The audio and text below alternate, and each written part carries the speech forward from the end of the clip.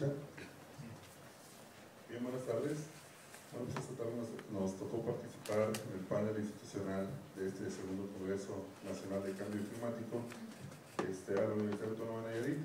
Entonces se va a presentar el programa de acción ante el cambio climático que se efectuó para el estado de Nayarit. Nos acompañan en el panel el doctor José Irán Bojorquez Serrano, doctor en Ciencias por la Facultad de Ciencias de la Universidad Nacional Autónoma de México, que es investigador titular de la Universidad Autónoma de Nayarit de hace 22 años, con líneas de investigación de geografía y degradación de suelos, así como de planeación ambiental y desarrollo ambiental. Es miembro del Sistema Nacional de Investigadores y coordinador del Cuerpo Académico de Recursos Naturales de la Universidad Autónoma de Nayarit. Él también fue el coordinador del proyecto sobre cambio climático en el estado de Nayarit. Nos acompaña también en el panel la doctora Susana Marceleño Flores, también investigadora de la Universidad Autónoma de Nayarit, también perteneciente al Cuerpo Académico de Recursos Naturales en las líneas de investigación de planeación y desarrollo ambiental. Ella es doctora por la Universidad de Guadalajara, con el doctorado en Ciudad, Territorio y Sustentabilidad. También nos acompaña el doctor Oyol Sinájera González. Él es doctor también por la UDG, con la especialidad en desarrollo sustentable. Él ha estado trabajando la línea de ecología del paisaje, al igual que la línea general dentro del Cuerpo Académico de Recursos Naturales de la Universidad, planeación y desarrollo ambiental. Bien, ellos tres nos van a hacer el favor un momento más de ahondar un poquito más en cómo se llevó a cabo este programa de acción ante el cambio climático en Nayarit. Esto fue del marco del proyecto de impacto y de estrategias de mitigación ante el cambio climático en el estado de Nayarit.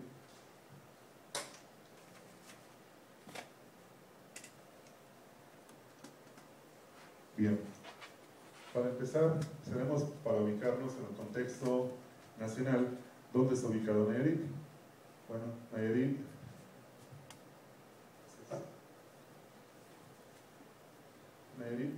colinda con los estados de Sinaloa, Jalisco, Zacatecas y Durango. Tiene una población para el 2010, según el censo de INEGI, de 1.084.979 habitantes, lo cual representa aproximadamente el 0.96% del total nacional. Cubre una superficie territorial de 26.979 kilómetros cuadrados.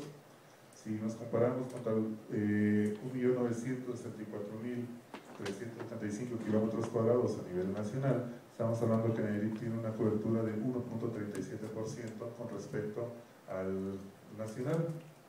Producto Interno Bruto del Estado anda por ahí de los 52.000 millones de pesos, que representa, pues, a lo mejor muy poquito, 0.62% con respecto a la escala nacional, y el ingreso per cápita que se tiene registrado por el Estado es por ahí de 55.160 pesos. Nayarit tiene básicamente cuatro climas, donde la mayor parte estamos sobre el clima cálido, semicálido, y por ahí en las partes más altas, arriba de 1000 metros sobre el nivel del mar, pues podemos encontrar algunos climas semisecos y templados. Está dividido en 6 regiones: región norte, costa sur, región sur, zona centro y la sierra. Y vamos a ver unas figuras de las diferentes divisiones que se hicieron para el trabajo de cambio climático en el estado de Nayarit. Este proyecto de impacto y estrategias de mitigación del cambio climático en el estado de Nayarit fue un proyecto financiado por fondos mixtos del gobierno del estado y CONACYT a través de proyectos FOMIS. Tuvo una duración de 2 años, el cual inició en 2009 y se terminó en 2011.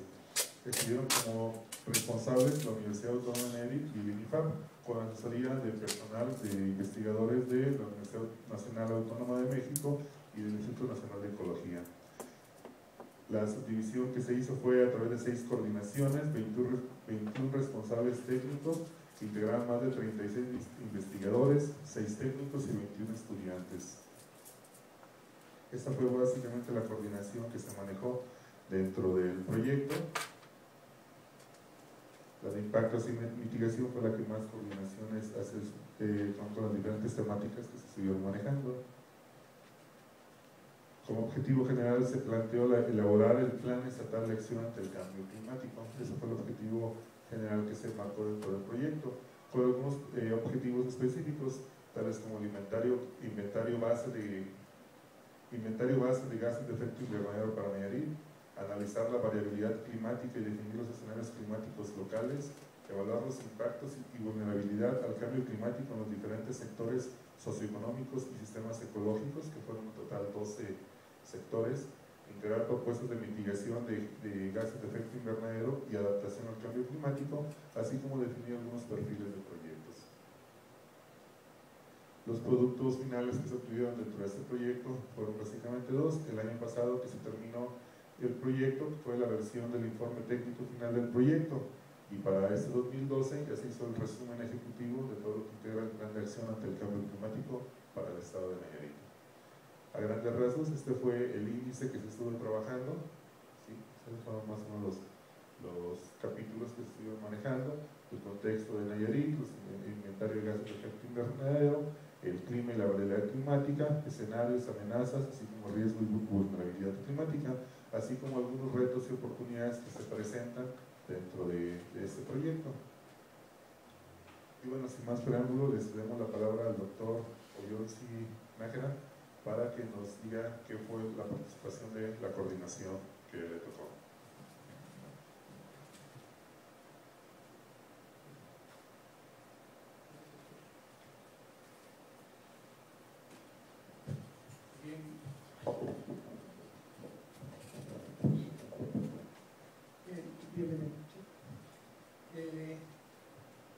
Enseguida, digamos, platicarles un poco pues, cómo se llevó a cabo el inventario de gases de efecto invernadero.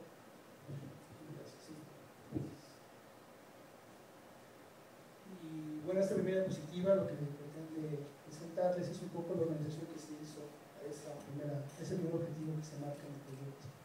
La coordinación general quedó a cargo del mismo coordinador general del propio plan, el doctor Borges. Sin embargo, se generaron responsables o subcoordinaciones para cada sector que fue evaluado por el Estado. Entonces, en ese sentido, fueron 4 subcoordinaciones, una para cada de los sectores que consideramos que eran importantes para el Estado. Los que más sobresalen, los son más importantes para el Estado: el grupo de trabajo de energía, el grupo de trabajo en desechos, el grupo de trabajo en agricultura y el último, el cambios del suelo y suelo, el cual los principales objetivos que se plantearon para esta etapa fue estimar la contribución de gases de efecto invernadero por categoría y sector, identificar las principales fuentes de emisión, señalar aquellas alternativas de mitigación y elaborar estrategias y contribuir al conocimiento de la definición del año base. El año base que se seleccionó fue el 2005. En todos los casos de las categorías que se evaluaron, se trabajó uno, ustedes saben, esto quiere decir que un alto nivel de incertidumbre. Básicamente se trabajaron 4 categorías, aunque ustedes pueden ver 5 ahí.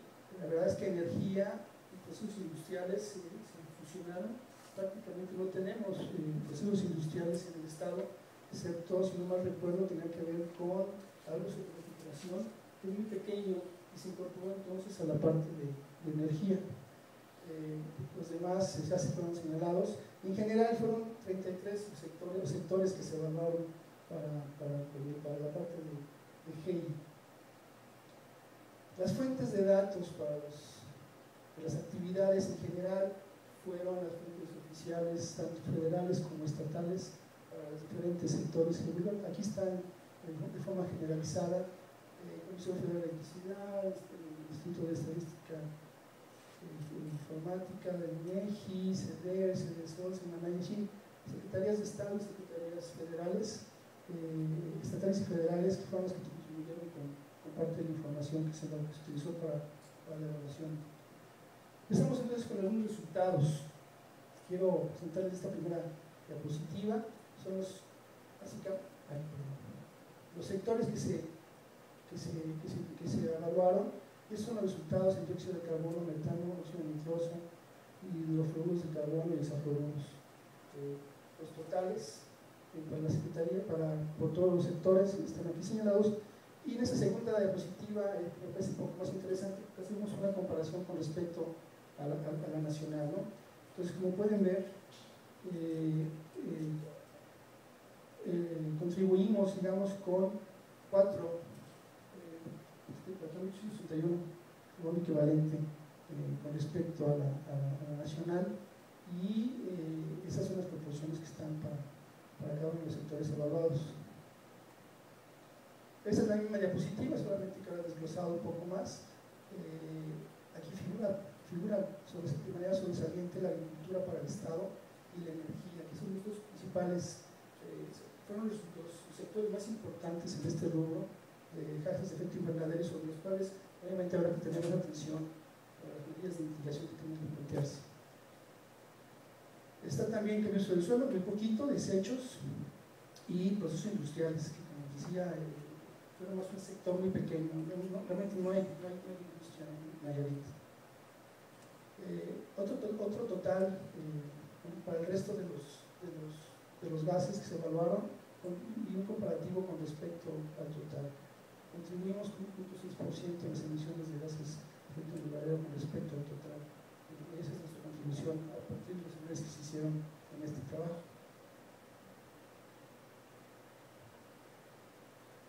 Esta diapositiva llevamos de manera de conclusiones. Energía y procesos industriales, el transporte fue el subsector en esa parte, en ese sector de energía. El transporte fue el principal emisor de gases de efecto invernadero, así como la pavimentación de carreteras. En la agricultura, la fermentación entérica y el cultivo de arroz fueron también los sectores que más impacto tienen generan gases de efecto invernadero. Los desechos, la emisión de metano fue de 12 gigagramos, producto de la generación de residuos biodegradables. Y en cambio de uso del suelo, las emisiones por aprovechamientos forestales fueron de alrededor de 8 gigagramos, mientras que la captura por carbono, el carbono por manejo forestal es de 15.8.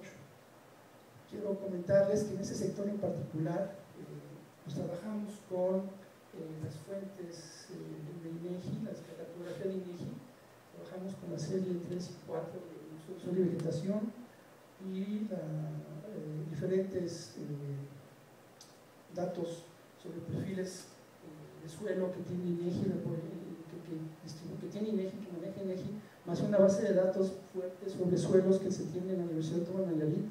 Esa parte se conjuntó. En ese sentido, quiero decirles que el inventario arrojó además como dos puntos importantes las reservas de carbono que aún existen en las comunidades vegetales del Estado y en los suelos. Resulta que son importantes reservorios de carbono y, bueno, en el mismo sentido, va a ser parte de las medidas de mitigación y prevención ahora están enfocadas al manejo adecuado de los suelos y la conservación de los bosques en el Estado. Un poco para ejemplificar esto, estos son los resultados que obtuvimos. Los verdes representan capturas y emisiones en rojo, flujos de carbono por manejo de bosques, la conversión de bosques a pastizales, las emisiones diferentes a gases de combustión y el abandono de tierras. Esos fueron nuestros resultados, capturas y emisiones. Y el balance pues esta es la parte de suelos, carbono orgánico en el suelo, y las emisiones de carbono orgánico en el suelo por tipo de cobertura. En ese análisis se hizo la asociación a través de suelos en áreas donde hubo cambios de cobertura. Y esta es la parte de emisión que resultó. En el balance general, ya sumando tanto emisiones en suelos como por cambios de cobertura y las capturas, un poco este es el resultado. Insisto, lo que nos revela es que en los suelos y todavía los bosques que se mantienen en el estado representan reservorios importantes de carbono y, bueno, aparte de las medidas de mitigación que se proponen en este apartado tienen que ver con justamente con promover un mejor aprovechamiento de los recursos, un mejor manejo y la conservación de los mismos a fin de mantener esta condición de reserva y obviamente tratar de incrementarla. Y si no me equivoco, Es ahí mi participación. Gracias.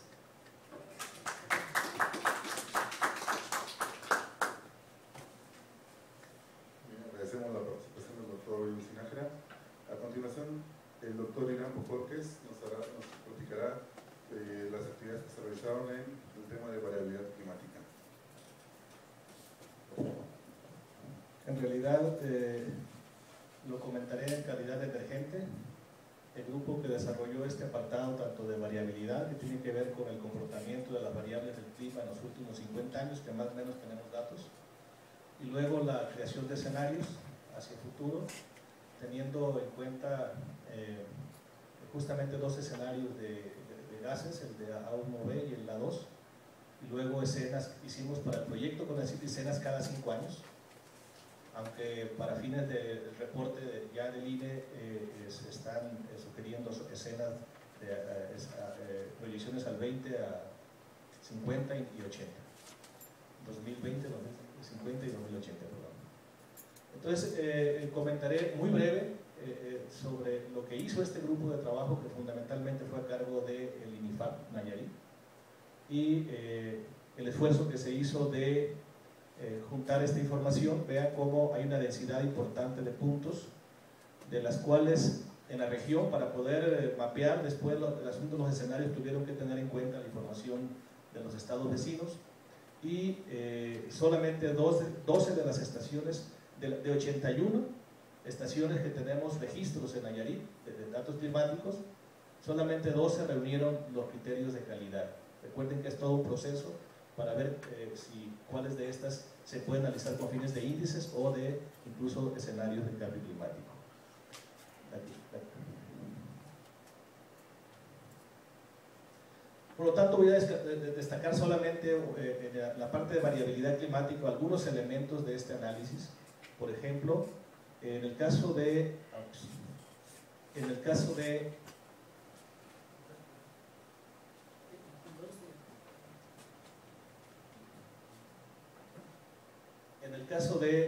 la parte de variabilidad, fíjense cómo aquí estamos viendo que en términos generales el comportamiento del número de días secos a lo largo del año, fíjense, lo que estamos aquí representando son de esas dos estaciones.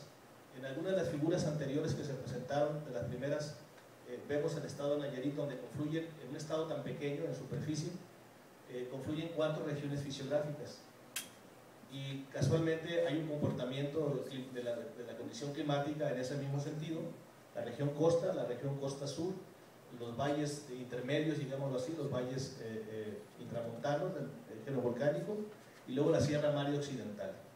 Entonces tomamos algunas de las estaciones de cada una de esas regiones para representar esta diversidad. Pero fíjense cómo en términos generales en todas las estaciones del estado, con una tendencia mayor o menor, está creciendo el número de días secos. En cambio, el número de días húmedos, fíjense cómo la tendencia es, en general, hacia disminuir. Algo nos está diciendo eso de entrada. Insisto, son series de tiempo de al menos de 50 años de cada estación. Lo mismo ocurre con el caso de la precipitación anual. Fíjense cómo en promedio, para esos 4 ejemplos, a esa manera de ejemplo, esos 4 estaciones seleccionadas por cada región fisiográfica, aquí debe decir, se lee poco, pero debe decir el nombre de la región, el eje volcánico, la Sierra Madre de Oronó, debe decir aquí el nombre de la región fisiográfica. Pero fíjense, aquí lo que nos está diciendo es la precipitación anual en términos generales, en días húmedos, tiene una tendencia a la baja, excepto en este caso. En tanto, la precipitación en un solo día, o sea, lo que llueve en promedio en un solo día, los días con lluvia, está en general también subiendo, salvo en este caso. Entonces, algo nos están diciendo los datos respecto al comportamiento de esta variabilidad en el clima. Solamente puse este ejemplo, insisto, porque los que hicieron ese trabajo, que podrían haber hecho una exposición más amplia, no pudieron ahora asistir. Les decía a manera de ejemplo que nos concentramos en el A1B y en el A2 de esta familia de escenarios de gases de efecto invernadero. creo que esto solamente es para explicar sobre cómo es que se clasifican cada uno de estos. En el caso de A1B se caracteriza sobre todo por una creciente población global, pero como hacia finales de siglo empieza a disminuir, en tanto el A2 se vuelve más agresivo. Solamente con ese dato nos habla de cómo serían las emisiones en el futuro, ¿sí? Si la población es creciente de forma constante, o bien si se empieza a caer.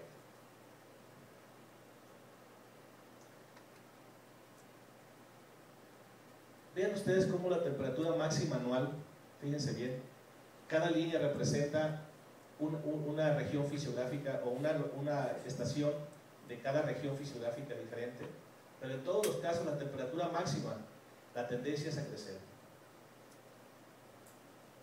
Lo mismo ocurre cuando ya estamos ya en los escenarios. En cualquiera de los dos casos puede ser un poquito más acentuado la línea que en otro, la tendencia que en otro, pero en los dos casos la tendencia es creciente. Luego eso se representó ya cuando vemos la interpolación de los datos de las dos estaciones más todas las vecinas, nos da una idea geográfica del comportamiento de esos datos. Por ejemplo, lo que nos está diciendo aquí, que en el escenario, este es el año base, hacia el escenario A1B, las zonas rojas van a ser más calientes. Si nos vamos por el A2, es evidente que van a ser todavía, van a aparecer parches todavía más calientes. Es lo que nos está diciendo ese trabajo. Lo mismo ocurre con las mínimas. ¿Qué quiere decir? Que las temperaturas mínimas van a ser menos mínimas. Es la tendencia que nos están diciendo en ambos escenarios.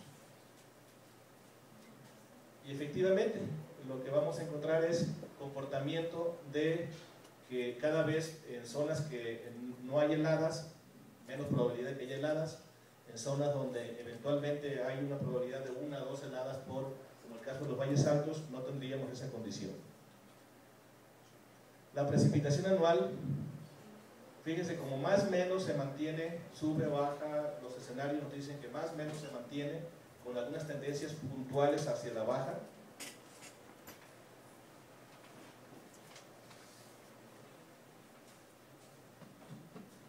A ver si pudiéramos ver esto, pero lo que ayuda es, lo que nos dice esto es, estas partes claras es donde llueve menos. Estas partes claras es donde llueve menos. Entonces el estado, podríamos decir que en promedio, en el estado de Nayarit llueve alrededor de 1 metro al año, en promedio. Pero en algunas llueve hasta 1600, y en otros extremos, que es esta parte de aquí, en otros llueve 700 milímetros. Es la parte de la Sierra Alta con la zona de Coras y Buchones. De tal suerte que lo que nos interesa mucho es qué va a pasar con esta mancha. ¿Qué pasa hacia finales? Y nos dice que empieza a crecer hacia la zona, no solamente se mete un poco más al estado, sino que crece hacia los municipios de la zona sur. Otro aspecto importante que nos dicen los datos es el inicio de las lluvias. En todos los casos, la distribución de la precipitación, ya ven que en el caso, en este ejemplo, en el caso de Nayarit, todas guardan esa figura de un patrón que inicia normalmente en junio la lluvia y se mantiene hasta octubre, hasta el periodo final de los ciclones.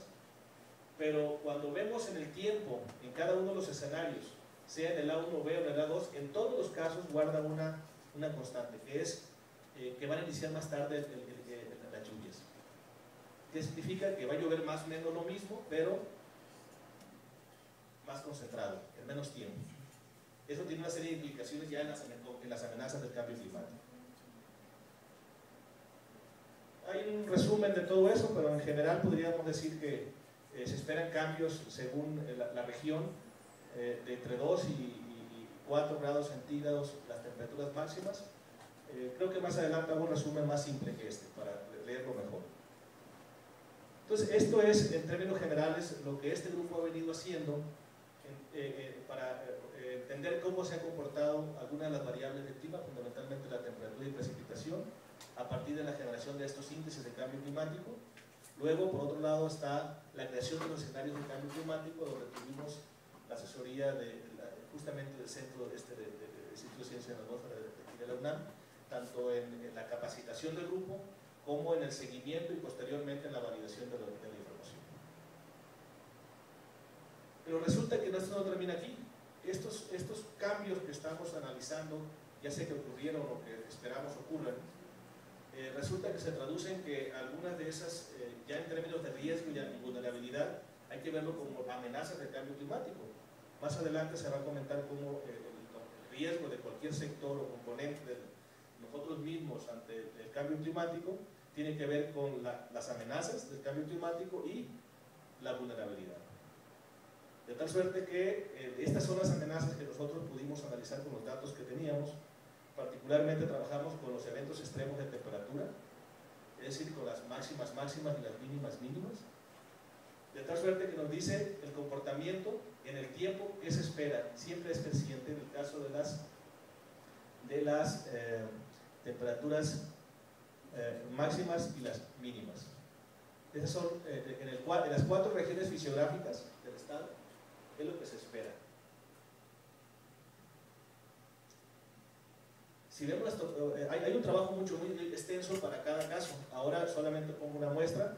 Si vemos el comportamiento de las tormentas y huracanes, saben que estamos colindando casi todo nuestro territorio de frente al Océano Pacífico, y ahora mismo está pasando un huracán por ahí que ya se nos adelantó, pero hace un par de días nos estuvo lloviendo bastante. Si vemos el comportamiento de la presencia de tanto de las tormentas como huracanes que llegan, que pasan por cerca del estado o llegan o pegan al interior, si lo vemos en el histórico del 40 a la actualidad, vean el comportamiento. Algo nos está diciendo ese gráfico. Pero luego hicimos un comparativo con una estación de tierra. Una estación, se me parece que es la de Santiago Escuintla, es una localidad que está a orilla cerca del mar, y fíjense cómo ese es el comportamiento de los datos de temperatura máximas de esa estación, y luego alguna relación deben de tener. Es solamente para dar cuenta de cómo es, qué esperaríamos en el futuro de este comportamiento. Seguimos con las amenazas. En nuestro caso desembocan 4 grandes ríos, y digo grandes ríos, los más grandes, quizá el segundo del país, el río el Lerma Chapala Santiago, desemboca ahí en el estado de Nayarit. Ahora ya está muy represado, tiene una lista de presas en cascada, y eso ha implicado que se disminuye el riesgo de las inundaciones. Sigue existiendo, pero se disminuye. Pero tenemos otros grandes ríos, el San Pedro, la Caponeta y el Ameca, perdón, que colindamos con Jalisco, que año con año, o cada uno con sus periodos de retorno y niveles de inundación, son una situación de riesgo y que están bajo una constante situación de vulnerabilidad, tanto las poblaciones como las actividades económicas que de ahí dependen. De tal suerte que este es un ejercicio solamente de localidades y población afectable en caso o que está constantemente exponiéndose a esas amenazas. Otro aspecto importante es el incremento del nivel del mar. También es sabido, hay una serie de informes de la propia Universidad Nacional sobre las tendencias de incremento del nivel del mar tanto en el Golfo como en el Pacífico.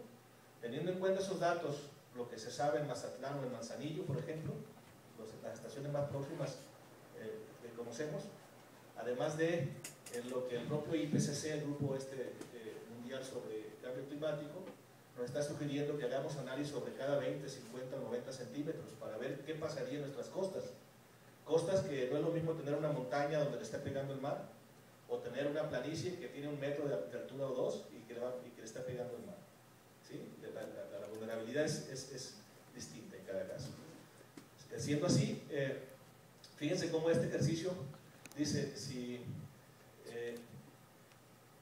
estuviéramos en este escenario de 20 centímetros, pues nos comportamos casi igual como se comporta ahora. Estos son los ríos, Santiago, San Pedro y la Caponeta, con sus inundaciones. Estos son los cuerpos de agua actuales. De ahí no pasa. Pero va a haber algunas afectaciones leves pero cuando lo vemos en términos de que suban